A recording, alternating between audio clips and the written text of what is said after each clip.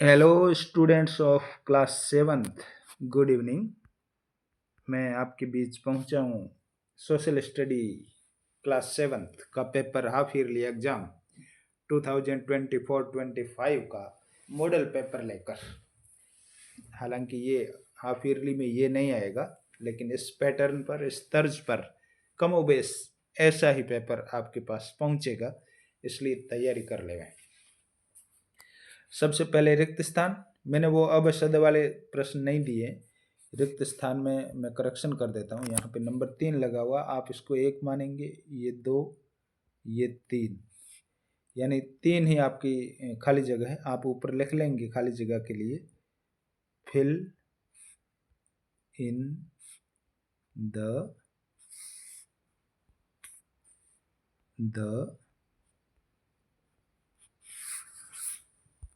Sorry, नीचे लिखता हूँ थोड़ा वापस।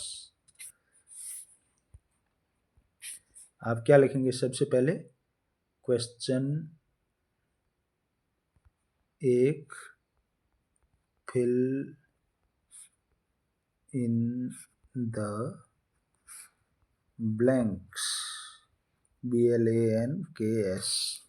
इसके बाद काम चालू करेंगे। चलो पहला देखिए, मैंने आपको इससे पहले बता दिया कि ये 3 जो है वो 1 नंबर, ये 2 नंबर, ये 3 नंबर, यानी 3 ही खाली जगह है आपके। आप लोग इसको कट कर देंगे,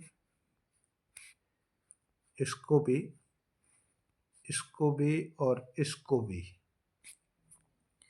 इसके बाद देखिए क्या आया है, खाली जगह एन यहाँ आएगा एक्वेरियम, पहली खाली जगह में। ये aquarium is not a natural ecosystem. मछली घर जो है वो एक प्राकृतिक पारिस्थितिकी नहीं है। सेकंड देखिए, द खाली जगह में आएगा एटमॉस्फियर, ये लिखा हुआ है। The atmosphere protects us from harmful rays of the sun. सूरज की खतरनाक किरणों से कौन बचाता है? नुकसानदायक किरणों से कौन बचाता है? एटमॉस्फियर, वायुमंडल। तीसरा देखिए, a perfect balance is necessary between, यानी परफेक्ट बैलेंस का मतलब होता है संतुलन। किनके बीच में जरूरी है? पहले आएगा यहाँ नेचुरल, ये जो वर्ड लिखा हुआ नेचुरल, ये इस जगह पे डालना।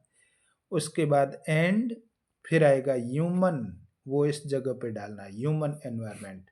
फिर सेंटेंस क्या बनेगा पूरा पढ़ लेता हूं। A perfect balance is necessary between natural and human environment, यानी प्राकृतिक और मानव पर्यावरण के बीच एक पूर्ण संतुलन आवश्यक है, अनिवार्य है। चलिए, मैच द फॉलोइंग, आपस में मिलान करने वाले। हालांकि नीचे इनके उत्तर दे रखे हैं, उसके अकॉर्डिंग भी आप मिला सकते हैं, फिर भी मैं बता देता हूँ। पहला प्लांट्स एंड पौधे, किससे मिलाया गया? यहाँ देखिए सी से, सी में लिखा बायोटिक, यानी ये जैविक है, तो आप सी इससे मिलाओगे। उसके बाद सोइल यानी मिट्टी, किससे मिलाया स्टूडेंट्स? डी, डी में क्या लिखा? अबायोटिक। मिट्टी क्या है? अजैविक है, और पौधे क्या थे? जैविक। फिर ब्रिजेज, ब्रिज कहते हैं बच्चों पुल को, जो पुल बने रहते हैं नदियों के ऊपर, सड़कों पर, उसको पुल कहते हैं। तीसरे में क्या लिखा हुआ? ई, ई मैन मेड, यानी पुल कौन बनाता है? अपने आप नहीं बनते, मैन मेड यानी मानव निर्मित होते हैं। चौथा कम्युनिटी, किससे मिलाना है? कम्युनिटी का मतलब होता है समुदाय, किससे मिलके बनता है समुदाय? कम्युनिटी को मिलाएंगे ह्यूमन, मानवों से बनता है। और अंतिम पांचवा देखिए इकोसिस्टम, पांचवे को ए से मिलाया, आप भी इसको ए से मिला देंगे यूं। और क्या है इकोसिस्टम में? Interaction of all living organism, organism कहते हैं जीवों को, सारे जीव, जीवों के बीच इंटरेक्शन का मतलब होता है अंतःक्रिया। Among them selves and with environment, उनके खुद के आपस में और वातावरण के साथ, एनवायरनमेंट यानी पर्यावरण के साथ जो अंतःक्रिया होती है उसको इकोसिस्टम कहते हैं, पारिस्थितिकी कहते हैं। नेक्स्ट, स्टेट ट्रू और फॉल्स, सही गलत के निशान लगाने। यहाँ नीचे लिख रखे हैं स्टूडेंट्स, ये पहला फॉल्स है, दूसरा ट्रू, तीसरा फॉल्स, चौथा ट्रू, पांचवा ट्रू। आपको यहाँ पे राइट है तो राइट का निशान, गलत है तो गलत का। कैसे? Money was involve in barter system, वस्तु विनिमय प्रणाली, यानी चीज के बदले चीज। उसमें क्या पैसे का उपयोग होता था, मनी का उपयोग होता था? नहीं होता था स्टूडेंट, इसलिए ये गलत है। और यहाँ देखिए लिखा हुआ फॉल्स, तो आप चाहें तो फॉल्स लिख सकें, आप चाहें तो क्रॉस लगा सकते हैं। Plants and animals are major parts of the biosphere, यानी पौधे और जानवर जीव मंडल के प्रमुख हिस्से हैं, प्रमुख भाग है। बिल्कुल सही बात है, यानी ये राइट है, इधर लिखा हुआ है ट्रू। फिर तीसरा, द हाइड्रोस्फीयर यानी जलमंडल is made up of rock and minerals. जलमंडल जैसा नाम है तो जल से बनेगा, वो रॉक से या वो मिनरल्स से थोड़ी बना है। जलमंडल किससे बना बच्चों? जल से बना है, इसलिए ये रॉन्ग हो गया ये भी। फिर देखो यहाँ कट सा गया, मैं पुनः बता देता हूँ। चौथा देखिए, एटमॉस्फेयर प्रोवाइड्स अस ऑक्सीजन, यानी वायुमंडल हमको ऑक्सीजन प्रोवाइड करता है, देता है, राइट बात है। और पांचवा देखिए, plants and animals are interdependent, यानी पौधे और जानवर आपस में एक दूसरे पर निर्भर है। बिल्कुल सही बात है, निर्भर है। अब चलिए very short answer type question, छोटे छोटे उत्तरों वाले प्रश्न, बमुश्किल एक डेड लाइन में उत्तर हो सकते हैं, ज़्यादा से ज़्यादा, इससे बड़े नहीं है। What does the word environment mean? ये एनवायरमेंट वर्ड जो है उसका मीनिंग क्या है, क्या अर्थ है, कहाँ से आया है? इसलिए यहाँ लिखा है environment is derived from the French word, यानी ये फ्रेंच भाषा का वर्ड है, एनवायरनर, इससे बना है, विच मीन्स नेबरहुड, इसका मतलब होता है पड़ोसी। सेकंड क्वेश्चन देखिए, name the main component of environment, यानी पर्यावरण या एनवायरनमेंट के मुख्य जो घटक है, कंपोनेंट यानी घटक, उनको लिखिए। तो वो कौन कौन से? दीज आर नेचुरल, प्राकृतिक, मैन मेड, मानव निर्मित, एंड ह्यूमन, और मानव खुद। What is common between plants, animal and humans? पौधों, जानवरों और मनुष्यों के बीच में कॉमन बात क्या है? तो all these are a part of biotic environment, यानी ये सारे जैव मंडल का हिस्सा है।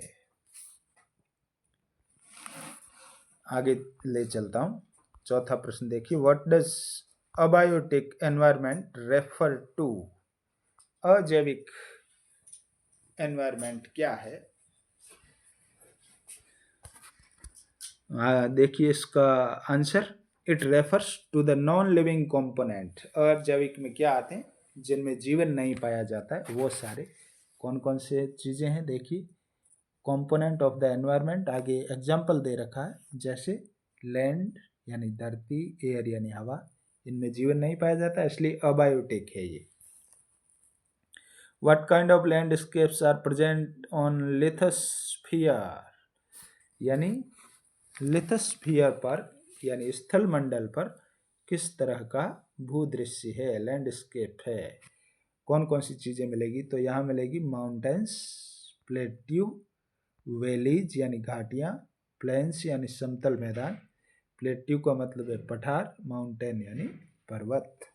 तो ये सारे स्थल मंडल पे आपको दिखाई देंगे। On which domain is the soil present?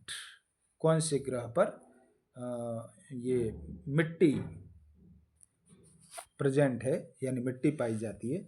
It is present on the lithosphere, स्थल मंडल पर है। Which force hold the atmosphere? वायुमंडल को कौन धारण करता है, होल्ड यानी पकड़ के रखता है? तो वो है ग्रेविटेशनल फोर्स, गुरुत्वाकर्षण बल होल्ड द एटमॉस्फेयर। आगे बढ़ते, question number 8, what all constitutes hydrosphere?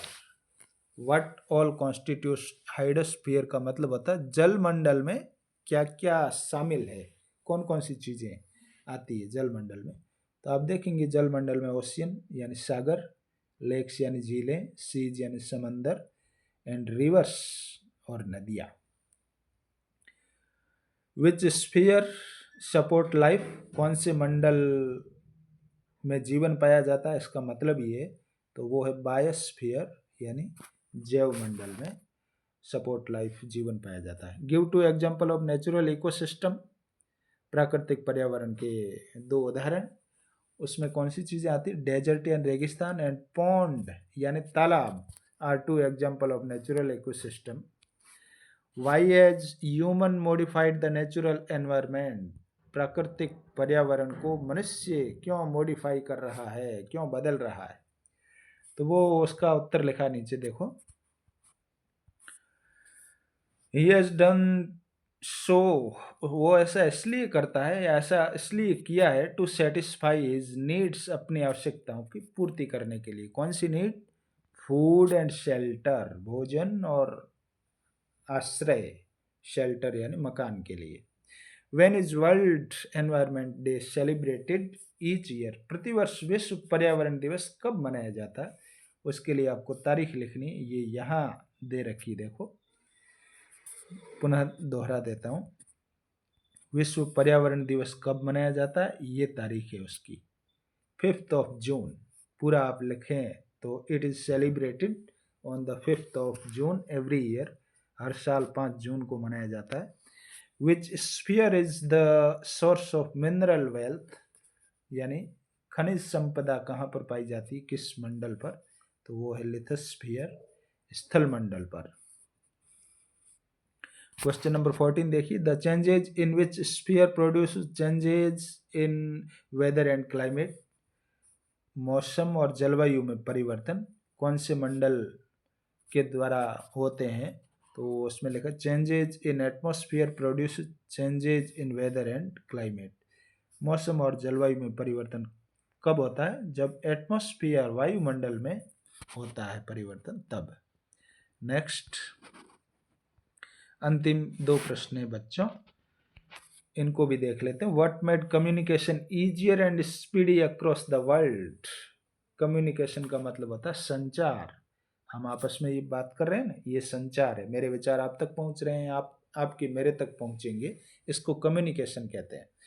What made communication easier and speedy, यानी ये कम्युनिकेशन आसान और स्पीडी यानी तीव्र गति से, तेज गति से दुनिया में कैसे हो रहा है, फैल कैसे रहा है, उसके लिए उसका कारण लिखा देखो।